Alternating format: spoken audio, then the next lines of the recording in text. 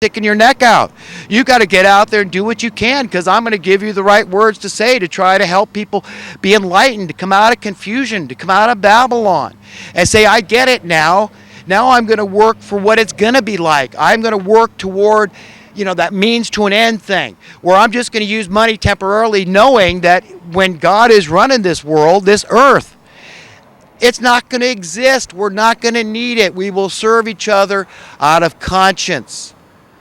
Okay, instinct. That's what it is. God gave us an instinct. That's what our conscience is. It's inseparable. These are immutable laws, immutable facts.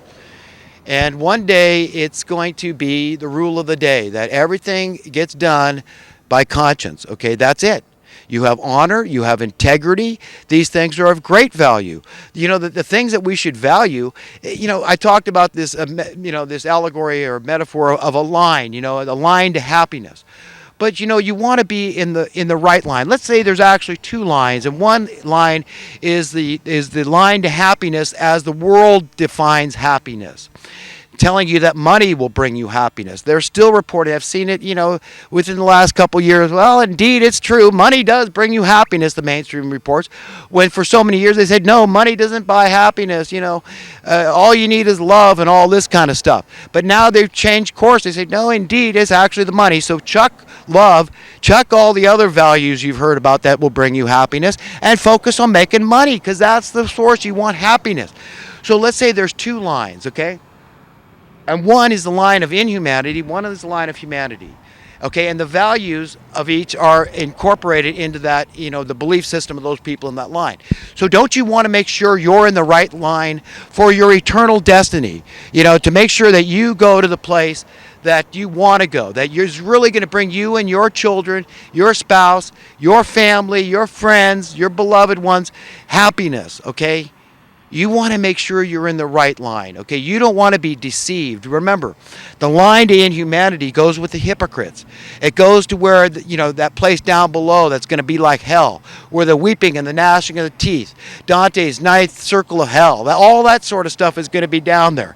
And it's going to be the very meanest, ruthless ones that are going to be ruling down there. Okay, they're going to be the meanest ones, so they're going to be ruling you in hell.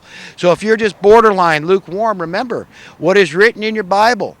It says that if you are lukewarm, you're going to make God vomit. Okay, He's going to spew you out, spit you out of His mouth. You will not you will not be found worthy to inherit a renewed earth. And this place is going to be perfect. Death gone. Everything bad gone. You name a bad thing and it's not going to exist. Do you understand? So if you have a hard time imagining a society functioning entirely without money, just remember, death gone. No more diseases. You're going to live perpetually, infinitely, eternally on this world, and it's going to be a perfect playground for God's children. Our lives are not going to be full of dread and hardship. The jobs that we do are going to be fun. It's going to be like children playing. That's what it's going to be like. Everything. Building homes. Building beautiful gardens that everybody can enjoy. All this stuff. These are God-given things. We want beauty. We want to take care of our needs. We want to invent. We want to create. I myself am an innovator. I'm an inventor. But you know what? I'm not a marketer. I'm not an advertiser. I don't know all the other aspects of getting my inventions out there so that people can say, wow, that's great. This is the best idea ever, Why wasn't this out here a long time ago? It's so simple. Well, because there's all these obstacles. It's all a buy-in program, like the colleges and universities. You got to be credentialed. It doesn't matter you got the credential. Are you an engineer? I mean, who are you to have a good idea? You don't know a good idea from Adam. I mean, you're just. But everybody has good ideas because you were created to have good ideas, to have an imagination, to be inventive, to be creative. It's very natural for us. I'm no different from anybody else saying I'm an innovator, I'm an inventor. I mean, show me one person that hasn't had a good idea. One, just one. They don't exist. We all get good ideas. We're all inventors. but we don't have the opportunity. We don't have, well, we need an investor. We need a marketer so we can hire the marketer. We need to find a distribution firm. We need to find a manufacturer. All these hurdles and obstacles to getting an idea out there so that the public can have access to it. And it doesn't have to be about money. Even if I don't care about money, good luck trying to even get my idea out there, even if I don't want a nickel for it. It's hard. But, it's just one way to help people to understand that, things are complicated and convoluted, economically speaking, because they're intended to be that way. They want them to be that way. They say that, the colleges and universities say, we're the authorities. We're the ones that decide and credential people, even though a lot of the teachers couldn't pass an exam that they're giving their students. I mean, the whole thing is nonsense. And the stuff they're teaching, the curriculums that are chosen, K through 12 and beyond, is stuff that's being allowed to, by these top guys, these top criminals, the ones at the top that the law never seems to touch, the Rockefeller class, the Rothschilds class, the royalty class, the Illuminati class, the Bush class, the Clinton class. Okay, all these people are so fabulously wealthy and connected to one another that they seem untouchable. Nobody can get to them, even though they're criminals and they're full of corruption. But what can we do? What can we, the people, do? If law enforcement is sold out, if the military is sold out, they say, well, duh, we're dumbed down. We don't know. You got all these high-powered attorneys. Well, we can't touch them. That's a state of affairs in America and around the world. This New World Order cabal, to me, is in full control, or as close to full control as they're going to get. I don't think it can get much worse. I mean, just a slow, steady chipping away at we got 2 percentage points left, the worth of the dollar. So what they are doing now is they're just splitting their fractions of percentages. That's it. That's all they can debase our currency. Is just keep on chipping away at it little by little. Raise your rent $100, that sort of thing. Where you're scrambling for more numbers, they increase your numbers, the worth of your currency goes down, you're scrambling to make more numbers just to stay in place. Like running in the sand, and you're not even just staying in one place, you're actually going behind. I mean, if the minimum wage in America today was commensurate with the buying power of minimum wage 50 years ago, it would be around $25-30 an hour. Because what are you going to get? Let's say you make $30 an hour. 30 times 8 is $240 a day. Let's see, times 10 days is $2,400. So $4,800, $5,000 a month approximately you're going to make at $30 an hour. So $30 an hour, you're going to make $5,000 a month. What is that? $60,000 a year. Well, you know what? Actually, $1.50 an hour was worth more than that, because you could buy a house probably even in San Francisco on a minimum wage job. And people making $100,000 a year in San Francisco cannot afford to be homeowners. So understand, really, we're talking maybe about $60 or $70 an hour, at least in a place like San Francisco where the cost of living is so prohibitive, exorbitant. Your minimum wage would have to be $70 an hour to be commensurate with $1.50 an hour. Minimum wage. Understand, that is not even being hyperbolic. That's not exaggerated. That's just nuts and bolts facts. So people that want to blame minimum wage workers, it's going to cause inflation. You people are so bad, it's going to put hardship on the employers and blah, blah, blah, blah, blah. Just remember, being an employer is in and of itself a job. I've decided I want to be an employer. Anybody could be an employer. You don't even have to know about what you're doing. You just get people that do. You want to open an auto body shop? You just locate a bunch of guys. You run an ad, say, looking for auto body man, pay X amount. And then you go to the bank and you borrow the money, you start your business, and you don't know a damn thing about it. You hire an accountant to take care of the books, and that's it. You understand how this works. Anybody can buy. It's like buying a job. Okay, that's how it works. So, being an employer is no big deal. Just being an entrepreneur and, starting a business, it's no big deal. Anybody can do it. What's a turnoff, though, is knowing the game is rigged. And that's my problem, is that, even though I could I know I'm smart enough to become fabulously wealthy. The system's a turnoff, man. I mean, I see Justin Bieber, this young guy, he's just bought himself a big new beautiful mansion on the water or whatever. And, I think, you know what? I'm not jealous. I'm not resentful or envious at all. Not an iota. I don't want it. If it's not going to make me happy, I don't want it. I just want to be in the right line to ultimately find happiness. And you know what?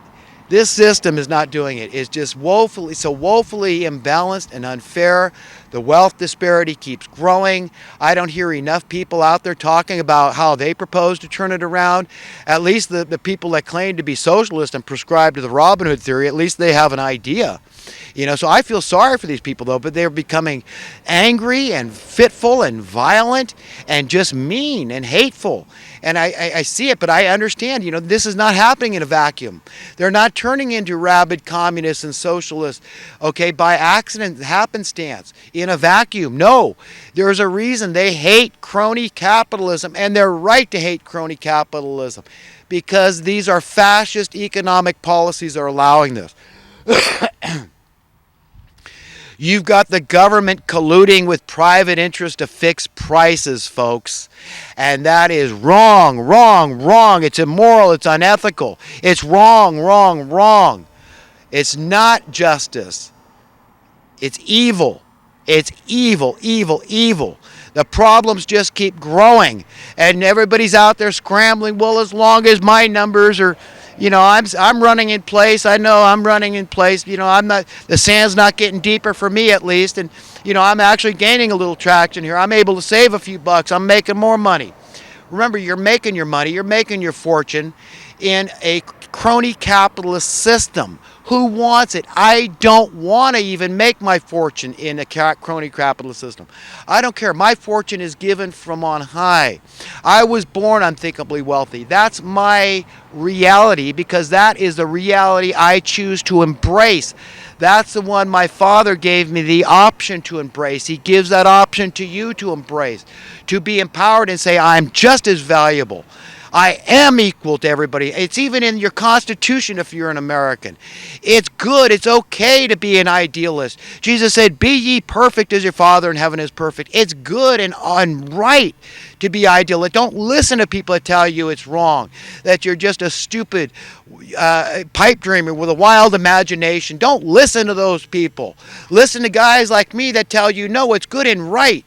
You're striving for perfection. You're striving to be free, not a little bit free, completely free. You're not striving for your own self-interest. You're striving for the interests of everybody. You're willing to live in freedom and peace and harmony and contentment and safety and security and joy with your fellow human being. And as long as your heart is ready, God knows it. God knows it. You confess it with your mouth. You say, yes, Lord God, I'm ready for that world. I'm ready to leave the shackles of this world behind and embrace the reality you would have me embrace. Okay, to see freedom on your terms, from your point of view. And security, I want that security that you want me to have. I'm your child. You want me safe and secure. That's reasonable. That's logical. And that's the way it will be. That's not only the way it could be, that's the way it's going to be. So get used to the reality that is to come. And just say to yourself, you know what? I know this stink hole is temporary, and it is a stink hole. We're all stuck here in this devil's soup, trying to scramble. The decent people are out there just fumbling around in the dark. We're trying to just survive and trying to keep some semblance of happiness, not feel too oppressed. But we're getting it every which way. It's like we're walking on water, like we're riders on the storm. And it just keeps getting more and more oppressive.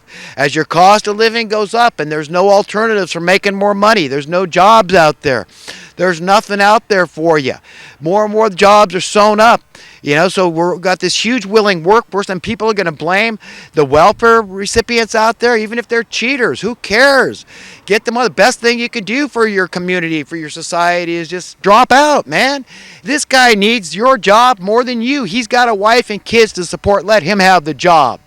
You go out, you just go and frolic, go, you do an early retirement. That'd be one of the best things that we could do in our society. Either that or just give out this minimum guaranteed income. There's more than one way to skin a cat, folks, but sound currency to me is the best way, and this is the one commodity they won't let you have. Again, I harp on this over and over. Why won't they let you have it? Because they know it marks their end. It denotes the beginning of the end for these people. We're not going to need them.